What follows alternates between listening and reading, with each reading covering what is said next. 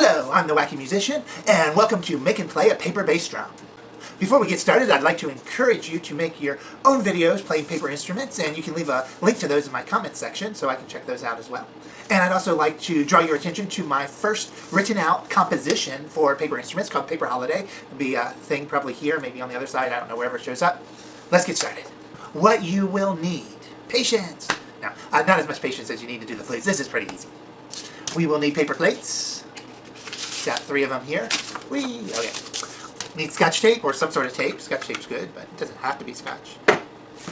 Need paper. Papel. Whee! You don't need that much. Maybe about 3 sheets of paper is all you really need. Drop something.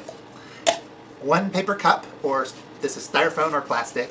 Paper would be better because this is make and play paper, but my cup is styrofoam, which is not good environmentally. But it's what was in the house. I'm sorry. All right. You need a little bit of toilet paper.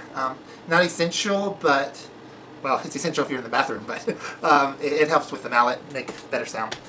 Bass drum mallets are usually soft on the top. And scissors! Yay! Okay. And you might want, just because it will help out a little bit, a stapler, which I'm going to pause and go get because I don't have one here. Look, it magically appeared. Say hello. Hello. Alright, I'm going to move the camera because, again, you don't want to look at me. I'm not pretty. So we're going to look at the table so you can see what I'm doing. Alright, camera's all set and we're ready to get started. So first of all, you know what? I left something out. We also need some sort of glue. I'm using rubber cement because that's what I have at the apartment. The Hal apartment. I'm using rubber cement because that's what I have at the apartment. Elmer's glue. This happens to be Elmer's too. But the regular white glue will do just fine. Just some sort of glue that doesn't take too long to dry to glue things together with. Rubber cement probably isn't the best choice. If you have the white glue, that's probably better. Or a glue stick would be nice and convenient. Enough about glue. We're going to start with our paper plates. We need 2 of them to begin with. 1, 2, 2. Yay! Okay. So we got 2. If you want to be artistic about this, or you're just working with kids and then you need more for them to do, then you also, if you flip one of the plates upside down, as we did on the bass drum, you can draw, or they can draw, they should do it, not you, unless you're the one making the drum. You can draw something on the plate. I'm going to make a little tree. It's getting close to Christmas. Let's have a little Christmas tree real quick. There's a little star, put a little thing like that, just real quick. Okay, and a little stem. Okay. It's so beautiful, isn't it? It's just perfect work of art. No. Yeah, I'm not sure. Yeah, that should be right. When I'm doing this, my video screen is upside down, so sometimes I'm not sure which way's right for it to be right side up for you. So there it is. Isn't that just about the quality of a kindergartner? I'm not going to waste time doing any coloring or anything on that. I'm just showing you that you can do that. So moving on. So now you want the paper plates facing the way they would face if you were eating off of. Don't eat off of them, but if you were, this is the way they would face. Take your glue. Rubber cement's a little icky to work with. Okay, get it all out there. Make sure I have enough. And you want to put glue all the way around the rim of one of the plates. So around and around she goes. Where she stops is where all the glue is. So we do know. It's not that nobody knows. There we go. It's making weird noise going across the paper. It's like an instrument and stuff. Alright, because this is rubber cement, I'm going to do it on the other side too. But if you're using regular glue, you only need to do 1 plate. So make sure you got that. You only need to do 1 plate. Rubber cement often works best when both sides have glue on it. So I'm going to go ahead and put some on the other side. But if you're not using rubber cement, you don't need to do that. And if you did it anyways and you weren't listening, bad you. Follow directions. Now take those 2 plates. One with has the glue on it and the one that doesn't, or if you're using rubber cement like me that both have glue on them. Turn one upside down and place it on top of the other. Getting the glue to come together on all the sides. This is where the stapler comes in. If you recall, I said you may want a stapler. It's not necessary, but it can be helpful, particularly if you don't want to wait for your glue to dry. So say, hello, stapler. Hello, stapler.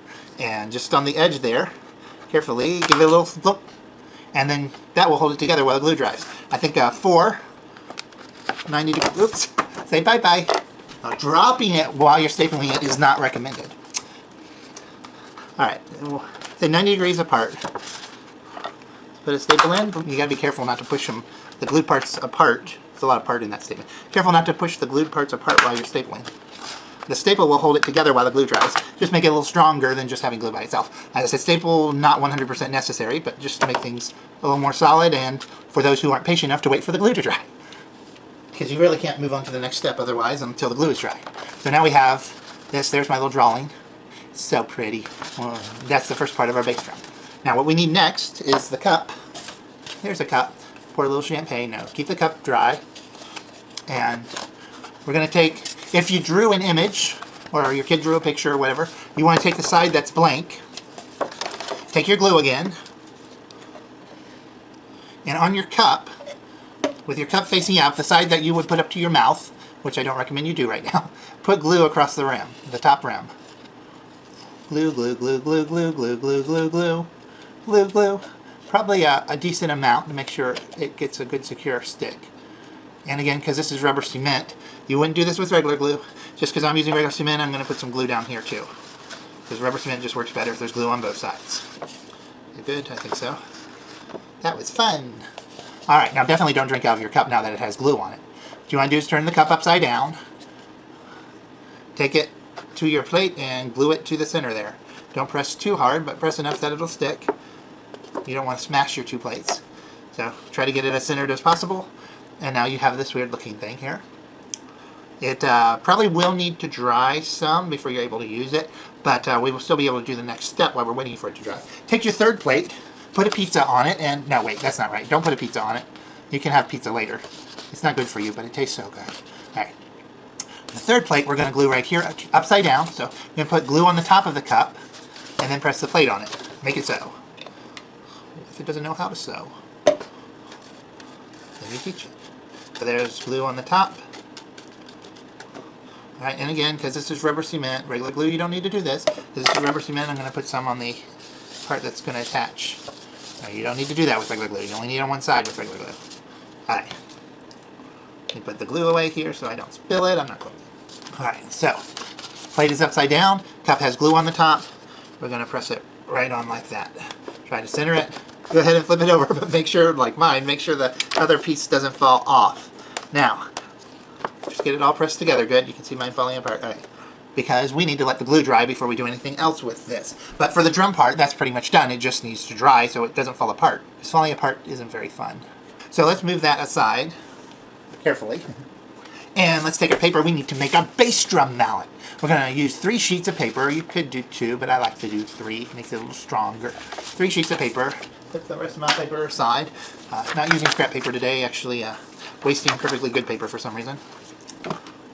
I'm going to take a piece of tape. Sometimes the tape messes up my speakers, not speakers, my mic on the thing, so I'm trying to pull it very softly. When it makes that loud noise, it does weird things to my camera mic. Did that just go out of focus? No, it's doing better. I've got my camera in a different mode, trying to run it manually so it doesn't, see if I can keep all the blurs from happening that I've been having problems with. So you'll see, I'm taping the 3 sheets together. Not 100% necessary, but it's just going to make it a little easier to roll. Not a dinner roll. So I just tape the ends here.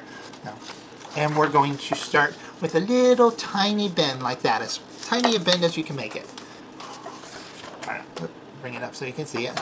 And then we're going to bend that over as tiny as possible. Do that a couple times, and then we should be ready to just, from there, just start it rolling. Yeah, so I'm rolling this. The camera, it's a great camera, but it's old. It's so old that it says HD on it, and it doesn't stand for high definition. It actually stands for hard disk drive. And it was one of the first, I think, digital cameras to have a built-in hard disk drive. 20 gig hard disk drive. I mean, it's a pretty awesome camera. It's just that it's old, and the autofocus is not working well. It blurs all the time. And sometimes the mic makes weird noises, as I say, particularly when I'm pulling tape off the tape dispenser. Really doesn't like that. Okay, now we've got a tight roll. This is our stick part of our mallet. Now we need to take some tape, speaking of which. Pull softly to avoid weird noises. And we want to tape the seam over on this side. I pulled that too fast. I hope it didn't make a weird noise. Pull this tape on this side. Hoping maybe for Christmas I might get a blah blah. I'm hoping maybe for Christmas I might get a high definition video camera. We'll see. Alright, now, so I put tape here, here, and here to secure it. Now I'm just going to tape over the rest of the seam. That's not 100% necessary. We right now have enough tape for this to stay, but I like to make it so there isn't a lot of seam sticking up. That's just kind of perfectionism, I think. I'm not really a perfectionist, just a partial one. So I'm just going to tape down those seams so they don't stick up, and we just have a nice stick. This is equivalent to what we did with the snare drum. If you did that one, this is basically your snare drum stick. However, for our bass drum, we're not done. We need more than this. Take another sheet of paper, say, hi paper. Hello. This paper we're going to take and we're going to scrunch into the ball. Wait, no, don't do that. Ah. So, just make a big compact ball there. really good there. Okay. Now this is a little, probably of this one, the most difficult part. We want to take our tape and we want to attach this to our stick. So we're going to have to put tape down on all the sides to attach it to the stick. That was imaginary tape. Now let's use real tape. So put some tape on here. Get the bottom part of the tape to attach to the stick. The first one's not going to hold it on well. Oops. That's what I said. It's not going to hold it on well. But we got one piece there. Now we need, the best thing from there is to go to the opposite side. And do the same thing on the opposite side. Get some tape on there. Get it down to our stick. This cheap tape isn't sticking well. But it was $1 for a whole bunch of it. You get what you pay for. Alright. Keep putting tape across it. And then I take a big long one here. It also doesn't tear well, this cheap tape. There we go. And I'm going to take it across the entire top here. Try and secure it better. I'm going to take that piece all the way around the ball and tape it to the stick on both sides. Except my tape isn't cooperating. There we go. Yeah, too much on one side, but oh well. You can't see, can you? Let me get that back in camera. Get that attached there and there. Alright. So I took one big stripe, taped it on both sides. That helps secure it better. I'm going to do another. There's that noise. I hope it didn't mess with the mic. Now on this side, I'm going to do it on the opposite side. Well, opposite relative on the side here. The side that I didn't do it on. I'm going to do the same thing. Put a big piece of tape around. That should definitely help secure it. That's better. There, that should hold it on pretty good. Now, to help hold it on, I'm going to take one more piece of tape, and at the base here, I'm going to tape across where all the tape connects to the paper. That'll help make a secure connection there. Alright. Now, we need some toilet paper. Anybody need to use the restroom? Hopefully clean toilet paper. I don't recommend dirty toilet paper. Definitely clean toilet paper. So the toilet paper, take a wad of it. This is about several sheets. Just to give you an idea how big it is. Fold it up into one square. Or about one square. And we're going to wrap it around. This is also a little tricky. Just toilet paper tears fairly easy. But wrap it around the ball and then tape it to the mallet.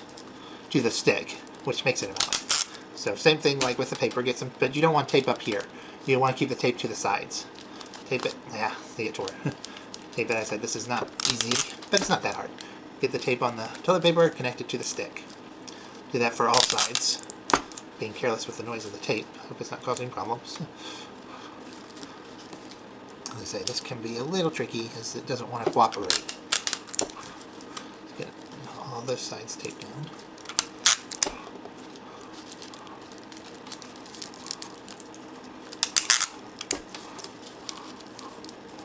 Yeah, it's a lot of tape. Using a lot of tape. That's why I get it at the dollar store. Cheap tape. Especially when you're doing this with 30 kids. That's a lot of tape.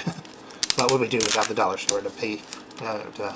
What would we do without the dollar store to provide all that cheap supplies for these kids' things? And then, like I did before, I'm going to take one and wrap it around the base here to secure it. So there's our completed bass drum mallet with our toilet paper. Clean toilet paper, please. All right, now is that okay? There we go. Now let's bring back up our bass drum, which I think by now has had enough time to dry. Won't fall apart on us. Alright, so there she blows. You can set it on a table like I'm doing. Right now, play it. Now, you don't want to hit it too hard. You hit it. Actually, this one works better than my other one. Now, my other one, if you hit it too hard, you get more of a snare drum sound. A soft hit gives you more of a boom like a bass drum. Boom.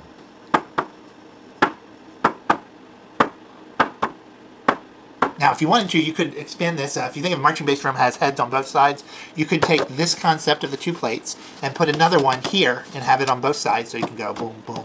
You can't even see what I'm... Yep, I dropped it. I got another one here. Okay, pull that up. So that you could go boom on this side and boom on this side. See, this one doesn't get... Or you could use this for the sound it gets. Might be a little different sound. Either way works. Yeah, my Christmas tree's gone because it fell on the floor. And my Christmas tree is back. Got to stop dropping it on the floor, but that's it. That's the bass drum craft. I'm just going to play it out here. And we'll just do a fade out instead of going poof. Sometimes I like to go poof and just disappear off the screen. We just fade away.